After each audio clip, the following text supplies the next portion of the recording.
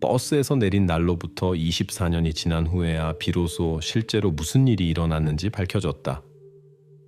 아일라 MI 사라진 오랜 세월 동안 그녀의 실종은 미스터리로 남아있었고 거의 우연히 발견된 증거, 시간에 의해 지워진 트럭 바퀴 자국, 가수사를 해결로 이끌었다. 당시에는 사소해 보였던 것이 결국 전체 이야기의 흐름을 바꿨다. 1998년 11월 16일 오후 3시 12분 E45 노선 버스가 스코틀랜드 북부의 황량한 지역에 위치한 B872 도로와 글렌 팜 트랙 교차로에서 8살 아일라 M을 내려주었다. 23분 후인 오후 3시 35분 그녀의 어머니가 정류장에 도착했다. 그러나 도로에는 아무도 없었다. 아일라는 그냥 사라졌다. 마치 그녀가 결코 존재하지 않았던 것처럼 흔적도 목격자도 없었다. 오직 빈 도로만 있을 뿐이었다. 버스 기사인 케네스 B는 운행 일지에 간단히 기록했다. 승객이 하차했으며 운행에 방해가 되는 것은 발견되지 않았다. 공식적인 기록, 형식적인 것으로 당시에는 아무런 의심스러운 점이 보이지 않았다. 그날 날씨는 11월의 전형적인 날씨였다. 무거운 저층 구름, 회색 풍경, 매우 제한된 시야. 기상 보고서에 따르면 실루엣을 식별할 수 있는 거리는 300m 이내였다. 아일라가 사라진 지 몇 분 후 빛이 빠르게 사라지기 시작했고 현장 수색 가능성이 줄어들었다. 또 하나의 중요한 세부 사항. 아일라 가족의 집에는 고정 전화가 없었다. 이 특징이 핵심적인 역할을 했다. 경찰에 신고한 것은 즉시 이루어지지 않고 시간이 지난 후였다.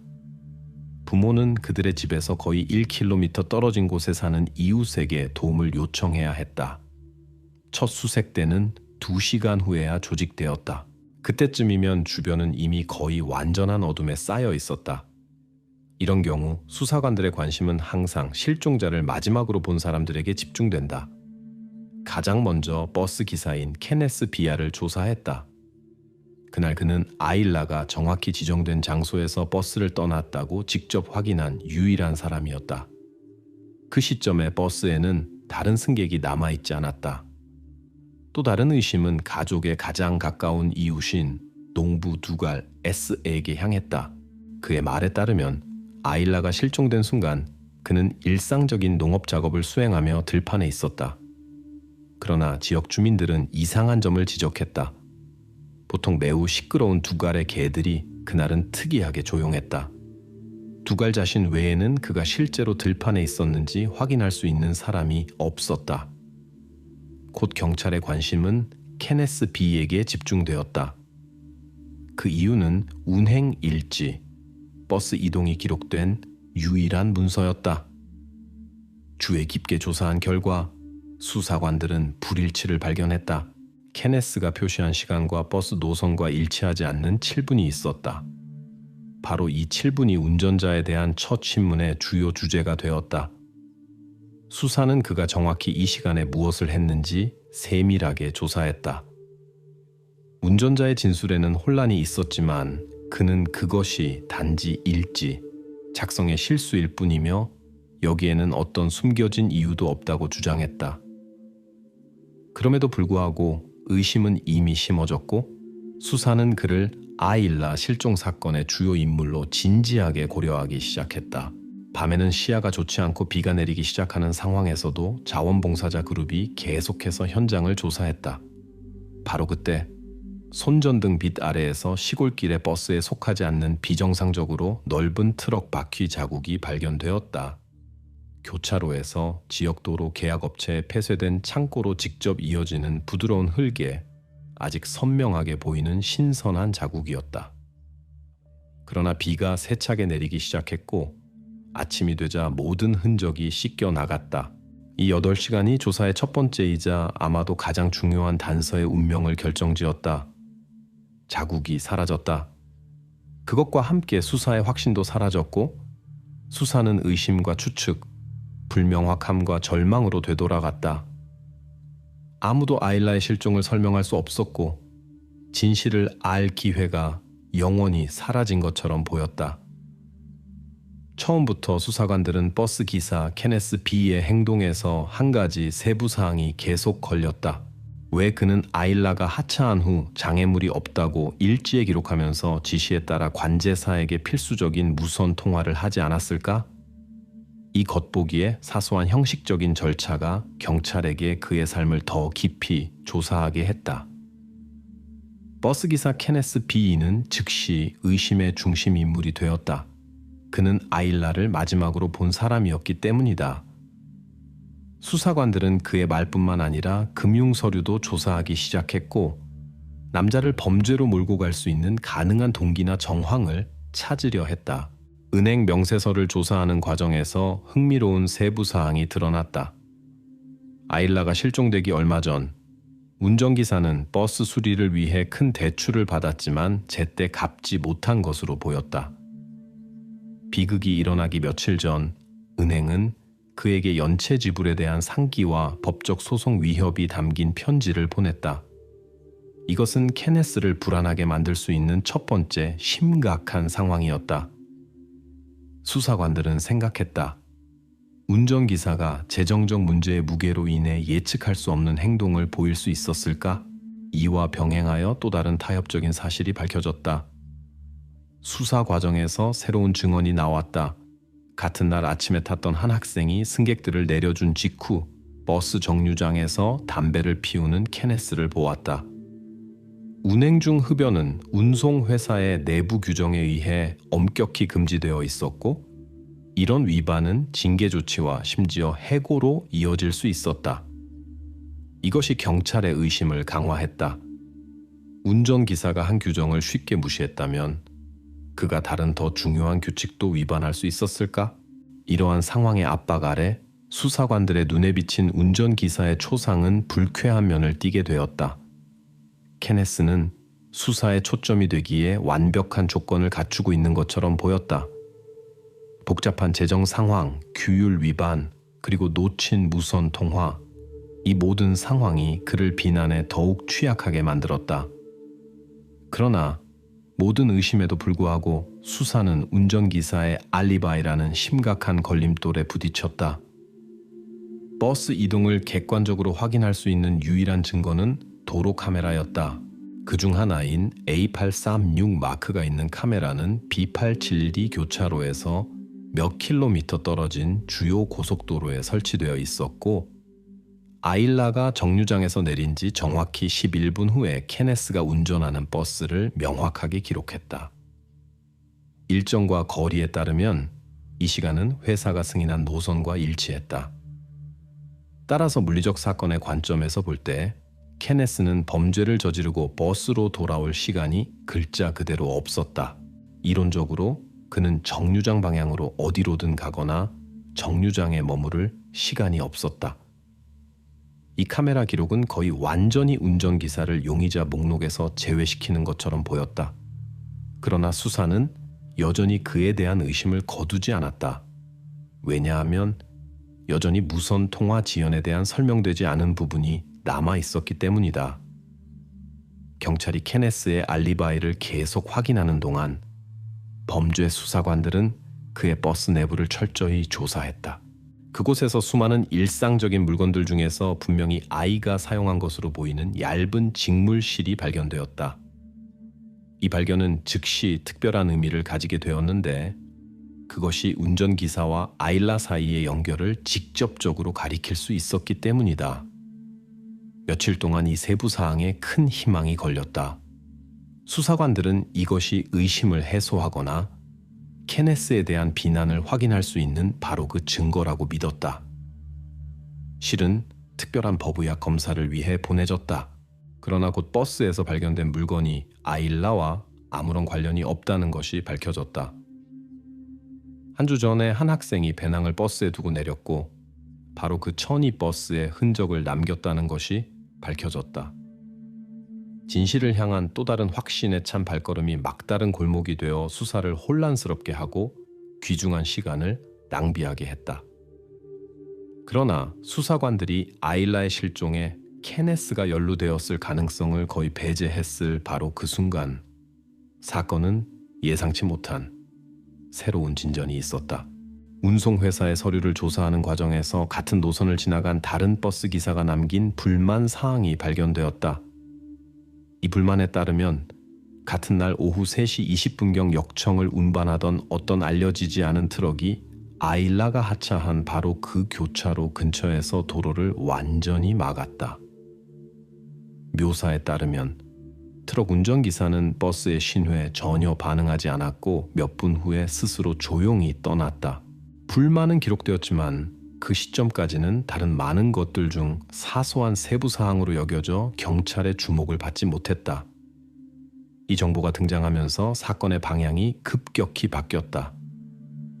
이벤트 지도에 새로운, 이전까지 주목받지 못했던 참가자가 나타났다. 이름과 경로가 아직 사건 자료에 등장하지 않은 신비로운 역청 트럭이었다. 이제 경찰은 아마도 아일라의 실종의 유일한 진짜 목격자가 된 운전기사의 신원을 밝혀내야 했다.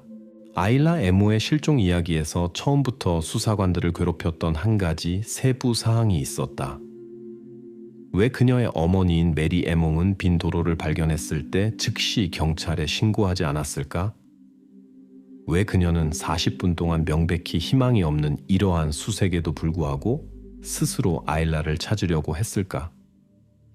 수사관들이 아일라 가족의 삶을 더 깊이 파고들기 시작했을 때 실종 당일 메리의 행동에 빛을 비춰주는 그다지 유쾌하지 않은 상황들이 밝혀졌다. 가족은 이미 몇 개월 동안 심각한 재정적 어려움 속에서 살고 있었다. 그들이 임대하고 있던 농장에는 심각한 임대료 연체가 있었다. 아일라의 아버지는 이미 별거 중이었고 나중에 밝혀진 배에 따르면 가족은 그로부터 거의 어떤 물질적 지원도 받지 못했다. 이러한 사실들은 문서로 확인되었다. 농장 주인은 여러 차례 부채 통지서를 보냈고 심지어 퇴거 위협까지 했다.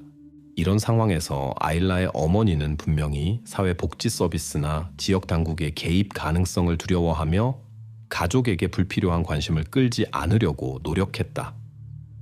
이것이 아일라가 실종된 후 그 결정적인 첫 몇 분 동안 그녀의 이상한 행동을 설명할 수 있을 것이다.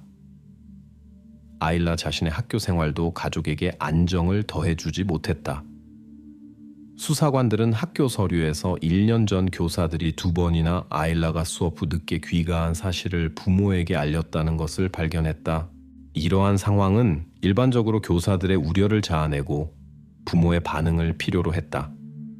그러나 어머니는 이러한 문제를 해결하는 데 특별한 활동을 보이지 않았고 이러한 사건들의 기록은 학교 파일에 남아 수사 측의 추가적인 관심을 불러일으켰다. 이렇게 가족 환경의 그림은 점점 더 뚜렷해지고 그다지 행복하지 않은 것으로 나타났다. 부채, 아버지의 부재, 가족 내의 긴장, 심지어 단순히 당국에 한 번 더 연락하기를 꺼리는 것. 이 모든 것이 아일라의 어머니를 명백한 논리와 상식에 반하는 행동을 하도록 몰아붙였을 수 있다. 수사관들이 메리에게 왜 딸의 실종을 즉시 신고하지 않았는지 직접 물었을 때 그녀는 아일라가 항상 가장 짧은 길로 집에 돌아왔다고 단호하게 주장했다. 그녀의 말에 따르면 딸은 결코 타당한 이유 없이 지체하지 않았고 그녀는 이전에 이런 상황에 대해 걱정할 필요가 없었다. 그러나 이 주장은 학교 교사의 증언과 모순되었다. 교사는 수사관들에게 아일라가 학교 후에 직접 집으로 가지 않고 이웃에 사는 친구를 방문한 2가지 경우를 상기시켰다. 그리고 교사는 메리가 이러한 지연에 대해 잘 알고 있었고 심지어 친구 집을 방문한 후에 직접 딸을 데리러 왔다고 강조했다. 따라서 메리의 말은 교사가 알고 있는 사실과 모순되었다. 이로 인해 경찰은 아일라의 어머니가 그날의 사건을 얼마나 진실되게 설명했는지 의문을 갖게 되었다.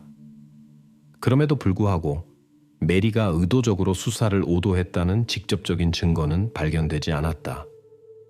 메리 외에도 수사관들은 아일라의 의부사버지인 제임스 R도 조사했다. 그는 실업자로 최근 몇 달 동안 그들과 함께 농장에 살고 있었다. 이전에 경찰의 주목을 받지 않았던 이 남자는 가족 상황의 일반적인 불안정성과 관련하여 특별한 관심의 대상이 되었다. 그러나 그의 연루 가능성에 대한 버전은 오래 가지 않았다. 제임스는 경찰에게 영수증과 증거를 제공했고 이는 그의 알리바이를 완전히 확인해 주었다. 아일라가 실종된 순간 그는 인버네스에서 자동차 부품을 구매하고 있었다. 상점은 제임스의 방문을 확인했고 판매원은 그 남자를 명확히 기억하며 그의 행동을 평온하고 평범한 것으로 묘사했다. 따라서 제임스에 대한 의심은 빠르게 사라졌고 그의 사건 연루 가능성은 더 이상 고려되지 않았다. 수사가 다시 교착 상태에 빠졌을 때 갑자기 완전히 새로운 증인이 나타났다. M 가족 근처에 사는 한 10대였다. 그의 증언에서 그는 이전에 어떤 조서에도 언급되지 않았던 중요한 세부 사항을 알려주었다. 아일라가 실종된 날, 10대는 바로 그 교차로 근처에서 큰 노란색 트럭을 보았다. 차량은 밝은 색상으로 눈에 띄었고 10대는 측면에 뚜렷한 로고를 기억했다. 세 글자, CRS. 이것은 중요한 증언이었다. 왜냐하면 그것은 도로를 막은 역청 트럭을 본 버스 기사의 이전 불만을 간접적으로 확인했기 때문이다. 이 새로운 세부 사항은 경찰에게 앞으로의 행동에 대한 명확한 지침을 제공했고 아마도 다음에 어디로 가야 할지에 대한 힌트를 주었다. 따라서 가족 문제, 불안정성, 심지어 어머니 진술의 작은 불일치도 부차적인 것이 되었다. 이러한 일상적인 세부 사항들은 신비로운 트럭으로 이어지는 실제 증거와 비교할 때 중요하지 않게 되었다. 이제 경찰의 관심은 완전히 밝은 노란색 역청 차량의 소유자와 운전자를 찾는 데 집중되었다. 이 트럭에서부터 이 비극의 진정한 해결이 시작될 것으로 보였다. 2022년 2월 10일 아일라 MI 실종된 그 11월의 날로부터 거의 24년이 지난 후 B872 도로 북쪽 지역의 풍력 발전 단지를 건설하는 건설 회사의 굴착기 작업자가 예상치 못한 물체를 발견했다. 약 1.5m 깊이의 2탄층에서 오래된 심하게 녹슨 금속 용기 200리터 용량의 표준 산업용 드럼이 발견되었다. 작업자들이 뚜껑을 열었을 때 안에서 오래된 아동용 재킷과 부분적으로 보존된 인체 유골이 발견되었다. 이 발견은 즉시 경찰에 신고되었고 발굴 현장은 통제되었다. 법의학 전문가들이 물체를 세심히 조사했다. 금속 드럼의 바닥에는 제조업체의 뚜렷한 표식이 있었다. CRS 98 1147. 이 표시는 제품의 제조 배치 코드와 날짜를 나타냈다. 1998년 11월 아일라가 실종된 날짜와 거의 일치했다. 용기의 내부 벽은 특유의 강한 냄새가 나는 굳은 역청 물질로 덮여 있었다. 화학 분석을 통해 이 타르의 독특한 성분이 확인되었다. 화학 전문가는 수사관들에게 이와 같은 화학 조성이 도로 건설에서만 사용되며 그것도 매우 제한된 수량으로만 사용된다고 설명했다. 바로 이 배치의 타르가 1998년 11월 B877B 도로 구간 보수 공사에 사용되었다. 즉, 아일라가 마지막으로 목격된 바로 그 지역이었다. 이 발견은 수년 만에 처음으로 수사관들에게 아일라의 실종 장소와 발견 장소를 연결하는 물적 증거를 제공했다. 즉시 질문이 제기되었다. 어떻게 이 용기가 그 교차로에서 거의 2km 떨어진 이탄지에 묻혀 있게 되었을까? 풍력 발전 단지 건설 작업을 담당한 회사의 현장 감독은 경찰에게 작업 절차의 세부 사항을 설명했다. 그에 따르면 발굴 지역은 건설 계획 단계에서 이미 철저히 표시되어 있었다. 토공사 과정에서 발견된 모든 물건들은 회사 프로토콜에 따라 기록되고 문서화되었다. 회사의 전문가들은 역청이 담긴 드럼이 최소 20년 동안 땅속에 묻혀 있었다고 결론지었다. 이는 용기의 상태, 부식 정도, 그리고 주변 이탄층에 의해 증명되었다. 현장 감독에 따르면 이탄층은 매우 천천히 형성된다고 한다. 감정 결과는 이 기간을 확인했다. 노기 드럼을 완전히 덮고 있었고 이는 최근에 이곳에 배치되었을 가능성을 배제했다. 타르는 화학적 조성 덕분에 높은 정확도로 식별되었는데 이는 정확히 B877이 도로에 사용된 배치의 것으로 확인되었다. 수사관들에게 이는 실종 장소와 발견 장소가 이제 직접적으로 연결되었음을 의미했다. 초기 식별 단계에서 경찰은 사고 가능성을 배제하지 않았다. 약 20년 전 천년의 변화점에서 이 장소 근처에서 실제로 지역 노동자들과 관련된 사건들이 발생했고 심지어 주변에 살던 노숙자들이 사라진 사례도 기록되어 있었다. 특히 수사관들은 2000년경 근처 마을에서 더 이상 나타나지 않게 된 어떤 노숙자 남성의 실종을 조사했다. 며칠 동안 경찰은 그를 드럼에서 발견된 신원의 잠재적 인물로 심각하게 고려했다. 그러나 DNA 분석이 실시된 후 곧 이 가설은 기각되었다. 유전자 검사는 유해가 실종된 남성의 거실 가능성을 빠르게 배제했다. 뼈에서 추출한 DNA 샘플은 경찰 앞에 완전히 다른 사람이 있다는 것을 분명히 보여주었고 사고 가설은 다시 타당성을 잃었다. 모든 부수적인 가설을 배제한 후 경찰은 핵심 변수로 돌아왔다. 수사관들은 뼈 유골에서 채취한 DNA 샘플과 2007년 적극적인 수색 단계 동안 아일라의 부모가 경찰에 제출한 샘플을 비교해야 했다. 이 검사 결과는 며칠 후에 알려졌고 결론은 명확했다. 전문가들은 99%의 확률로 유전적 일치를 확립했다. 20년 이상 깊은 이탄층에 묻혀있던 오래된 금속 용기에서 발견된 뼈는 의심할 여지 없이 실종된 아일라 M의 것이었다. 이 소식은 수년 동안 정체되어 있던 사건의 전환점이 되었다. 이탄지에서 발견된 드럼과 유전자 분석 결과는 비극의 사실을 확인할 뿐만 아니라 수사관들에게 앞으로의 행동에 대한 명확한 지침을 제공했다.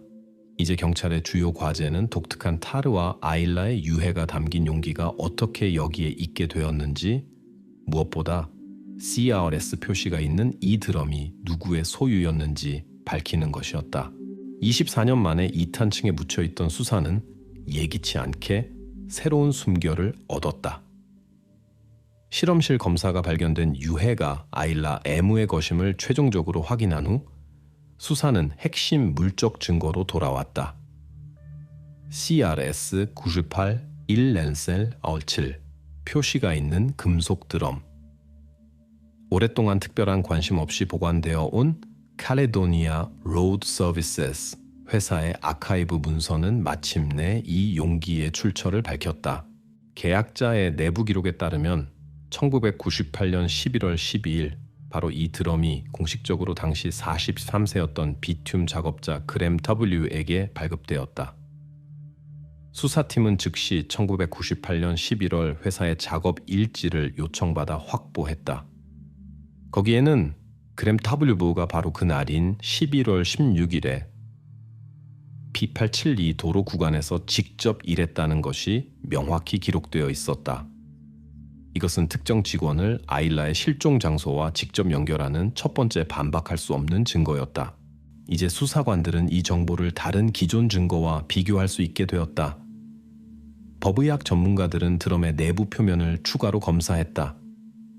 그 결과 금속 테두리에서 뚜렷한 지문이 발견되었다. 이것을 경찰 데이터베이스와 비교했을 때 일치는 절대적이었다. 지문은 바로 그램 W의 것이었다. 이어서 경찰은 그램이 소유한 차고 수색 영장을 받아 2022년 4월에 장소를 철저히 수색했다. 수많은 오래되고 잊혀진 물건 중에서 천의 미세 섬유로 덮인 고정 벨트가 발견되었다.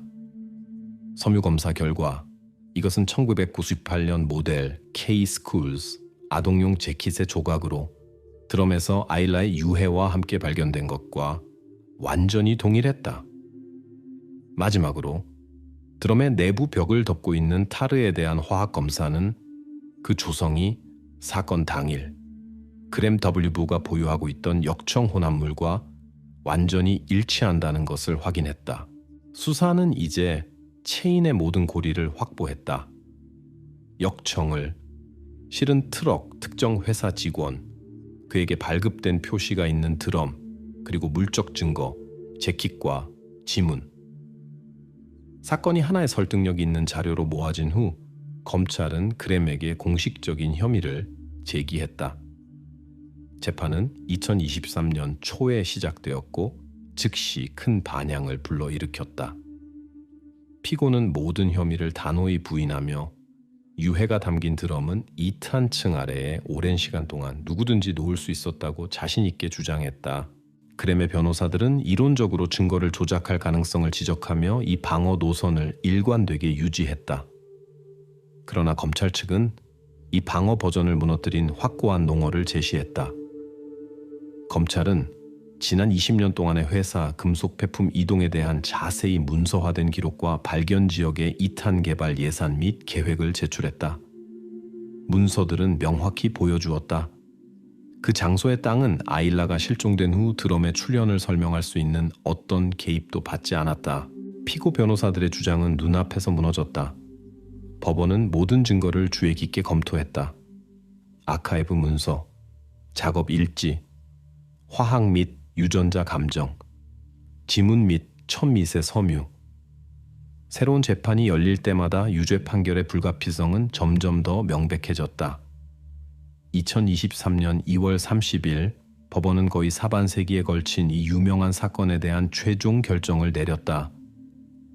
그램 W는 유죄로 판결받아 최소 27년의 의무 복역 기간이 있는 종신형을 선고받았다.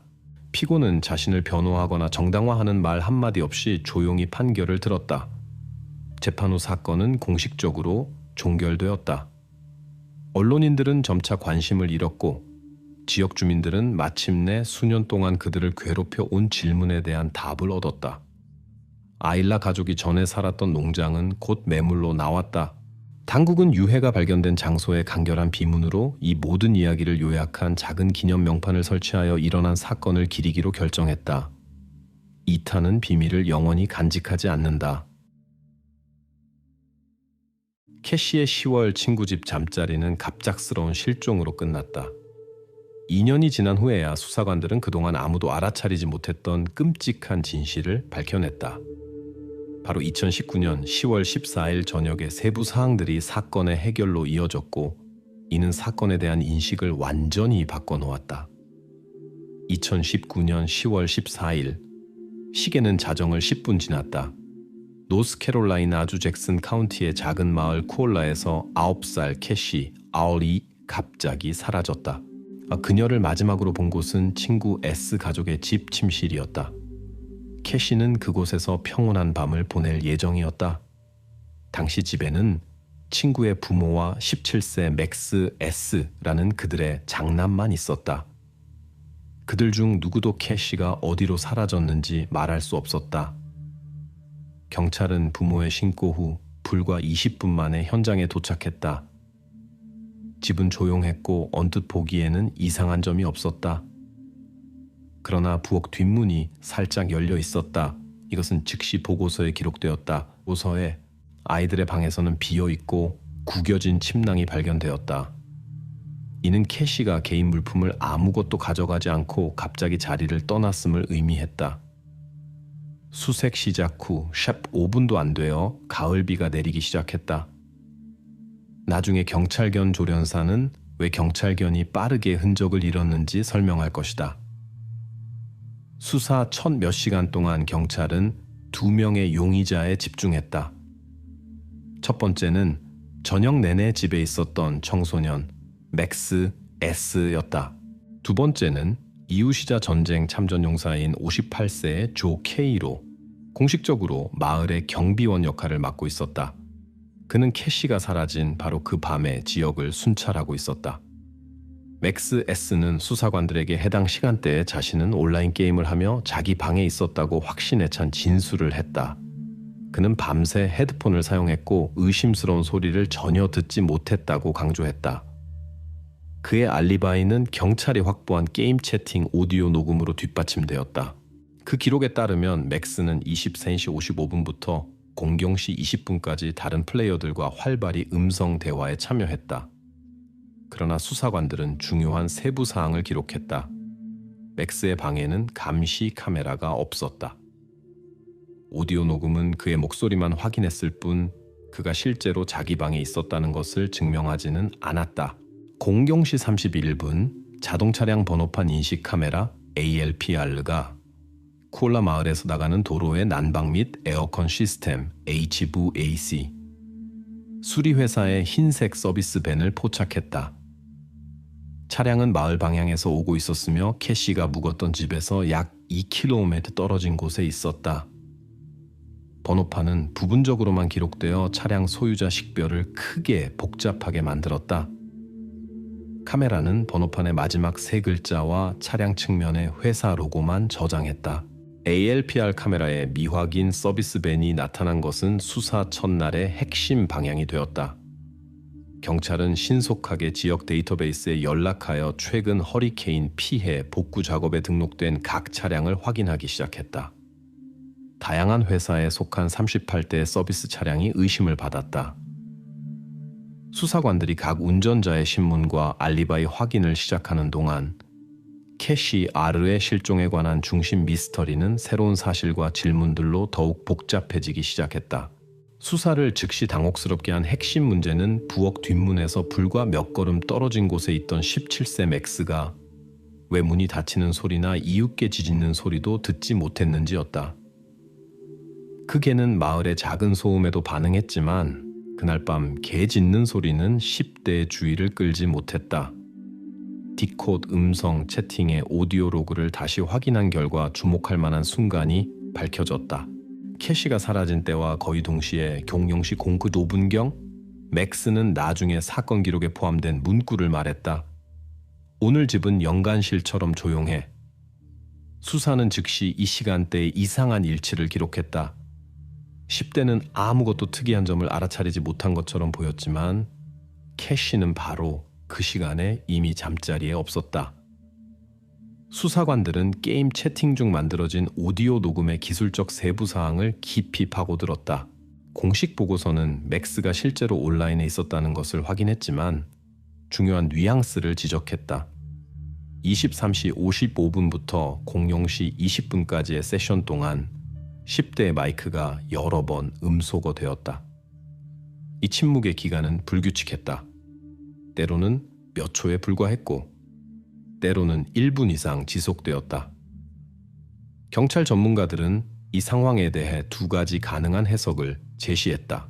첫 번째 버전, 맥스는 짧은 시간 동안 방을 떠났을 수 있으며 아마도 침실에서 나가서 채팅의 다른 참가자들에게 발각되지 않고 돌아왔을 것이다. 두 번째 버전, 10대는 단순히 컴퓨터 앞에 머물면서 마이크를 끄거나 녹음이 되지 않는 디스코드이 다른 채널로 전환했을 수 있다.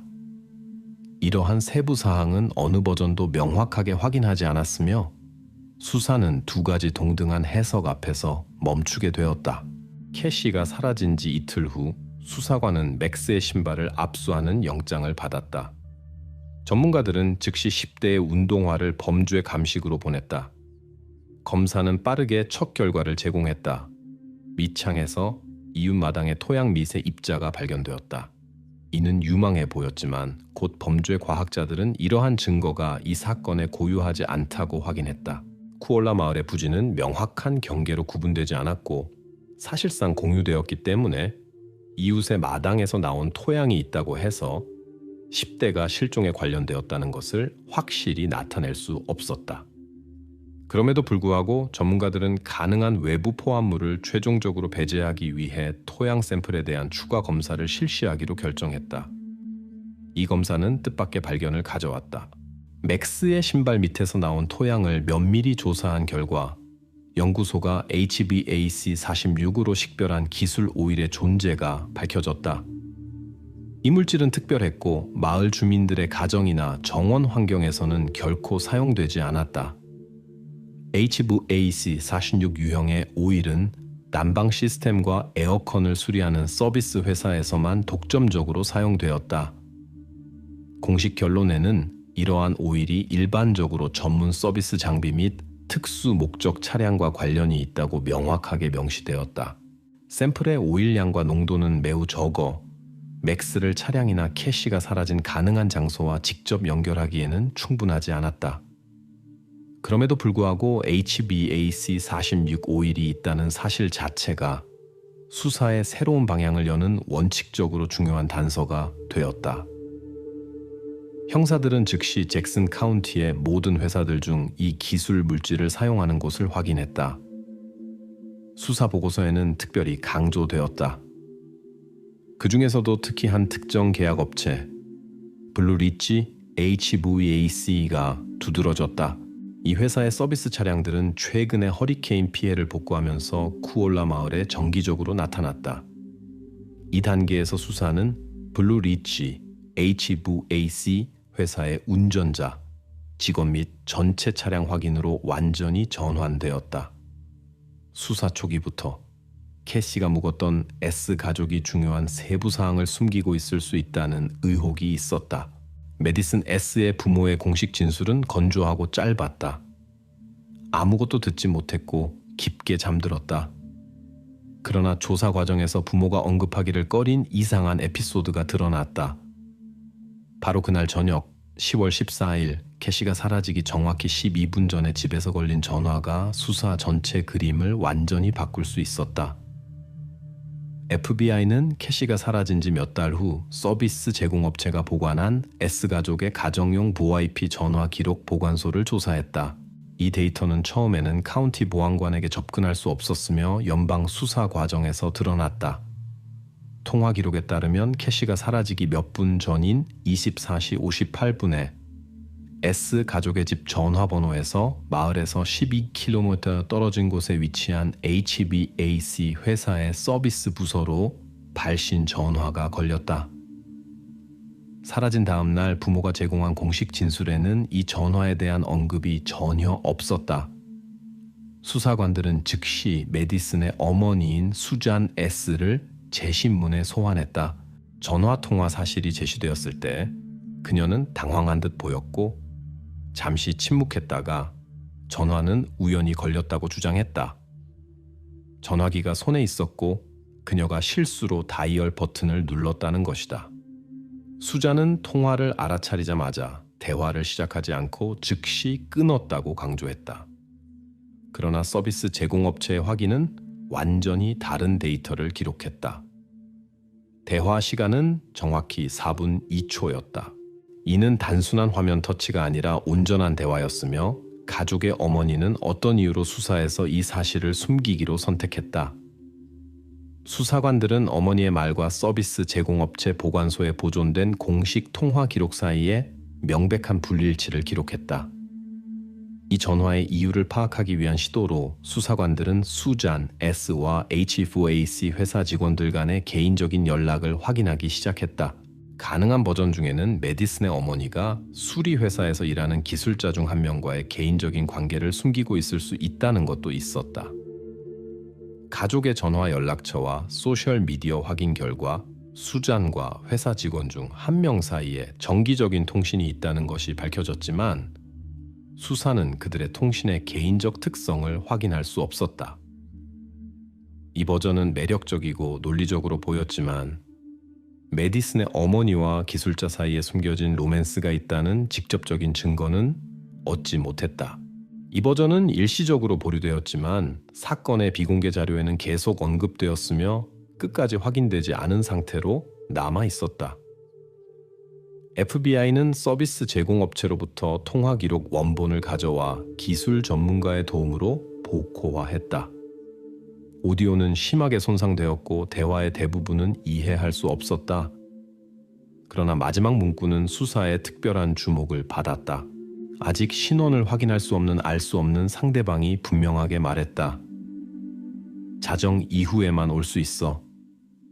이 말 후에 연결이 끊겼다. 목소리, 말투 및 정확한 신원은 아직 수사에 알려지지 않았다. 이 문구는 사건의 중요한 부분이 되었다.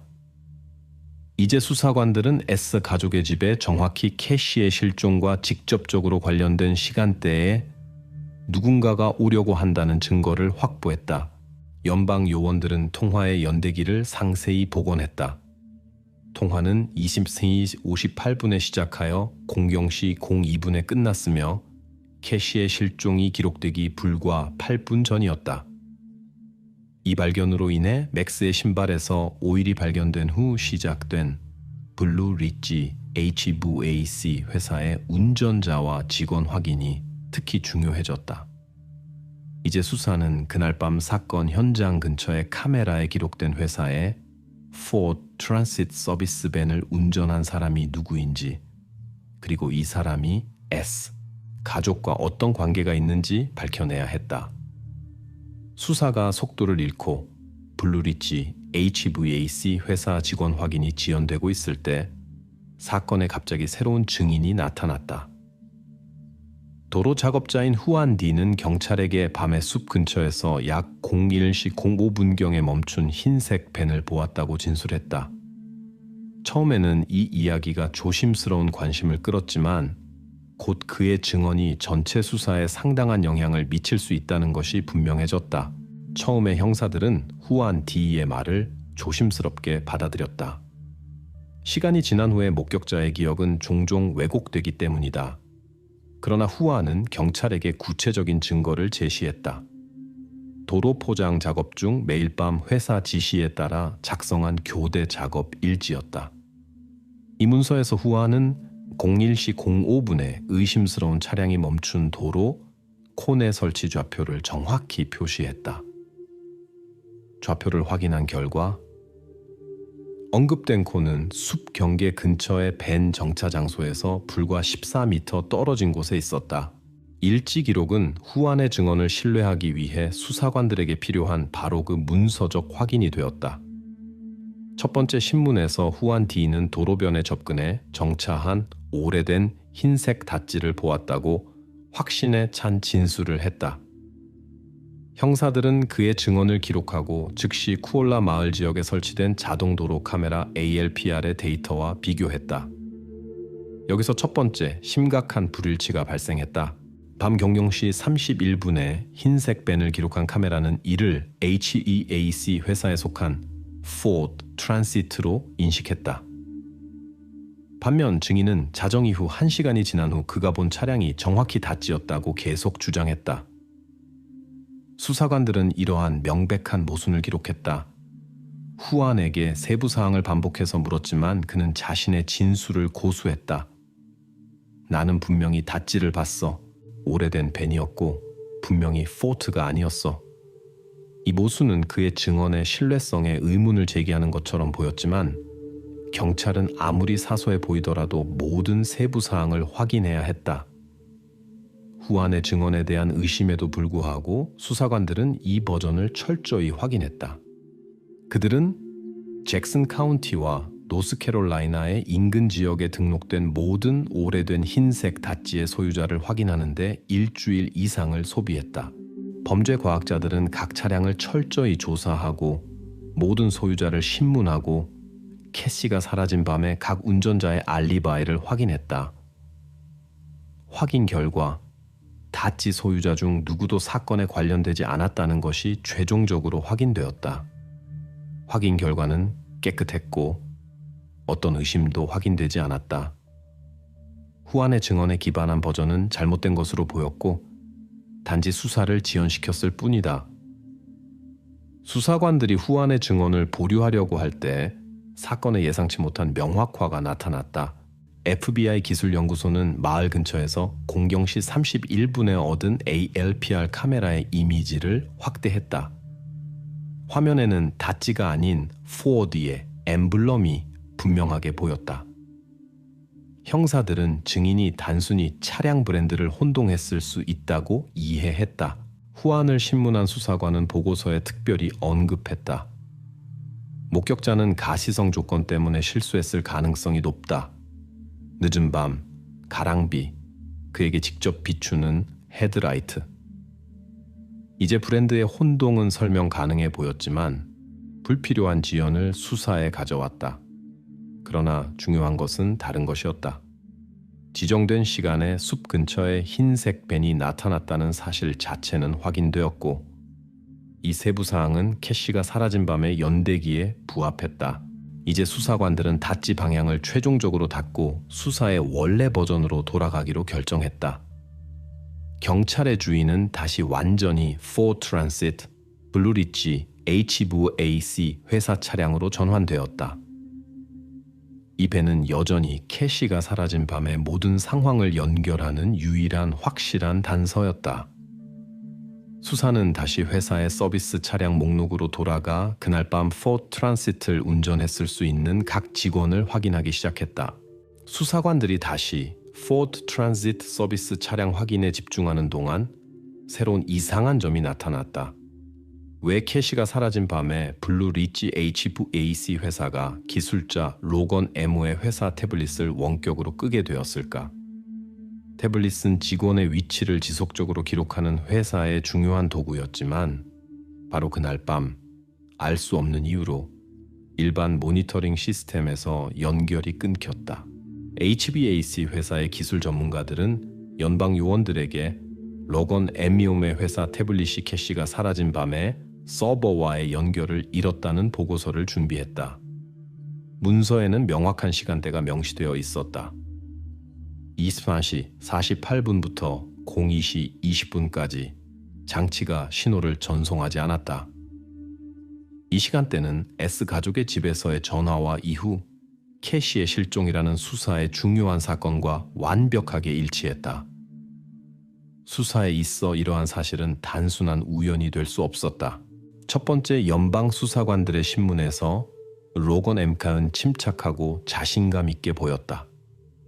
그는 태블릿 연결 해제를 단순한 건망증으로 설명했다.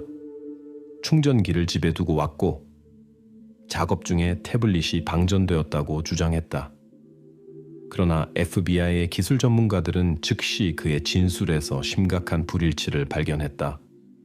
그들은 태블릿에 블루투스 캐스트 로그를 요청했고 장치가 짧은 시간 동안 약 00시경에 S 가족집의 무선 네트워크에 연결되었다는 것을 발견했다. 이는 태블릿이 마을에 도착하기 훨씬 전에 완전히 방전되었다고 주장한 로건의 말과 모순되었다. 진술의 불일치로 인해 수사는 회사 기술자의 신원에 새롭게 주목하게 되었다.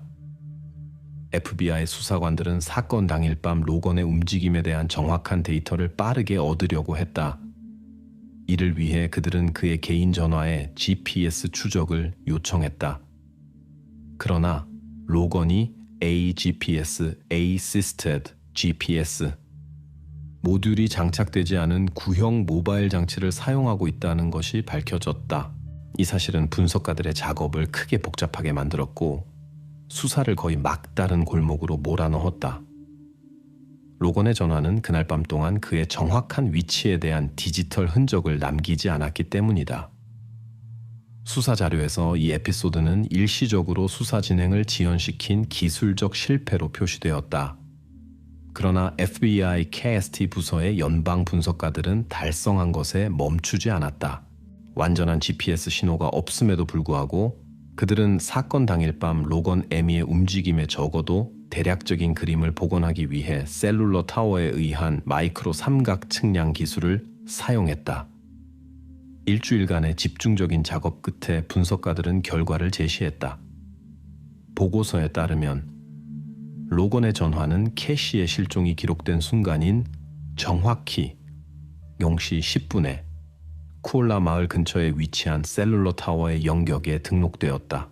따라서 태블릿이 꺼져 있었고 자신은 다른 곳에 있었다는 그의 말에도 불구하고 연방 감정은 로건이 지정된 시간대에 실종 지역에 있었다는 것을 명확하게 보여주었다. CAST로부터 분석 결과를 받은 후 연방 수사는 결정적인 조치를 취했다. 로건 MI 사용한 포드 트랜시트 서비스 차량 압수 영장이 즉시 발부되었다. 압수 작업은 가능한 증거의 손실을 방지하기 위해 최소한의 공개로 신속하게 준비되었다. 이제 수사는 로건이 그날 밤 사건에 관련되었다는 추가 확인 또는 반박을 얻기 위해 차량을 모든 세부 사항에서 조사해야 했다. 연방 요원들이 로건 MI 사용한 포드 트랜시트 밴을 압수한 후 수사관들은 새로운 수수께끼에 직면했다. 블루리지 HVAC 회사는 겉으로 보기에는 모범적이고 신뢰할 수 있는 것처럼 보였지만 어떤 이유에서인지 10월 14일 저녁에 BR4 번호 벤의 출발을 공식 일지에 기록하지 않았다. 회사의 회계부는 한 가지를 주장했고 물류는 완전히 다른 것을 주장했으며 이 불일치는 즉시 연방 수사관들의 주의를 끌었다. 회사의 모든 서비스 일지 확인은 빠르게 첫 번째 결과를 제공했다. 교대 일지를 조사하는 과정에서 수사관들은 분명한 위조의 징후를 발견했다. 10월 14일 저녁과 관련된 일지 페이지는 화이트 수정액으로 조심스럽게 수정된 후 위에 새로운 데이터가 작성되었다. 얼핏 보기에 수정은 거의 눈에 띄지 않았지만 특수 자외선 스캐너 FBI를 사용한 상세한 검사는 원래 기록을 명확하게 드러냈다. 벤 BR 소웨이, 이임시 10분 출발, 운전자 LM. 이제 수사는 로건 MI 실제로 그날 밤 서비스 차량으로 출발했다는 공식 확인을 얻었으며 이는 그날 밤 출발이 없었다는 회사의 초기 공식 버전과 완전히 모순되었다. 블루리지 HBAC 회사의 이사인 마크 에반스는 설명을 위해 소환되었다. 대화 과정에서 그는 즉시 발생한 일을 배차원의 일반적인 실수라고 불렀다. 그러나 이 버전은 확인되고 즉시 무너졌다. 연방 수사관들은 이사가 언급한 바로 그 배차원이 캐시가 사라진 지 일주일 만에 해고되었다는 것을 발견했다. 직원 해고 문서는 의심스러울 정도로 급하고 표면적으로 보였다. 이사의 버전은 일지 혼란의 진짜 이유를 숨기려는 시도처럼 보이기 시작했다. 이러한 거짓말의 쌓임은 연방 수사관들에게 회사 경영진의 진실성을 의심하고 수사에 완전히 새로운 방향을 설정할 근거를 제공했다. 이 시점에서 수사의 초점은 일시적으로 회사 이사인 마크 에반스 자신에게 옮겨졌다. 연방 수사관들은 그가 어떤 개인적 또는 직업적 동기로 캐시의 실종과 관련된 사실을 의도적으로 숨기고 있을 수 있다고 생각하기 시작했다. 그들은 회사의 재무보고서, 에반스의 개인 서신 및 그의 연락처를 확인했지만 그에 대한 구체적인 증거는 발견되지 않았다. 의심은 확인되지 않았지만 이사는 여전히 주목받고 있었으며 이 모든 수사 노선은 아직 가시적인 결과를 가져오지 않았다. 상황은 에반스 이사가 새로운 중요한 증거, 보험회사의 공식 서신을 자발적으로 수사관들에게 제공했을 때 바뀌었다. 편지에는 캐시가 사라지기 하루 전인 10월 13일 블루리지 HBAC 회사가 공장 결함이 있는 고장난 열교환기를 공식적으로 폐기했다고 보고되었다. 폐기는 특별한 창고에서 이루어져야 했고 장치는 공식적으로 파괴된 것으로 간주되었다. 그러나 FBI 요원들이 보험회사 데이터를 확인했을 때 그들은 이상한 세부 사항을 발견했다. 열교 환기가 있었던 것으로 추정되는 컨테이너의 GPS 마커가 10월 14일 새벽 01시 17분에 활성화되었다. 즉, 수사 버전에 따르면 캐시가 이미 실종되고 로건 에미의 베니 숲 근처에서 목격된 바로 그 시간에 열교 환기가 있는 컨테이너가 갑자기 수사의 중요한 세부 사항이 되었다. 이는 실종자의 가능한 위치에 대한 첫 번째 심각한 신호였다. 얻은 데이터를 바탕으로 연방 수사는 즉시 작전 규모를 확대했다. 블루리지 HBAC 회사의 모든 창고 시설과 컨테이너에 대한 상세한 수색을 위한 새로운 영장이 발부되었다. 요원들은 무엇보다도 10월 14일 밤에 설명할 수 없는 이동을 GPS로 기록한 바로 그 컨테이너에 관심이 있었다. 이제 캐시 실종의 수수께끼가 정직과 신뢰의 모범으로 보였던 회사의 서비스 창고와 잠긴 컨테이너 사이에 숨겨져 있을 수 있다는 것이 분명해졌다. 연방 요원들이 로건의 벤을 철저히 조사하고 압수한 후 수사는 작고 거의 눈에 띄지 않는 세부 사항 덕분에 결말에 가까워졌다. 차량의 화물칸에서 발견된 플라스틱 팔레트에서 범죄 과학자들은 출처를 알 수 없는 거의 구분할 수 없는 갈색 흔적을 발견했다. 처음에는 경험 많은 전문가들조차도 그것이 정확히 무엇인지, 기술 오일인지 아니면 훨씬 더 중요한 것인지 확실히 결정할 수 없었다.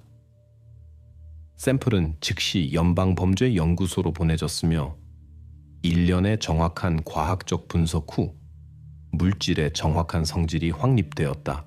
연구소의 결론은 건조하고 명확했다. 팔레트의 흔적은 소량의 혈액, 정확히 0.72밀로로 판명되었다.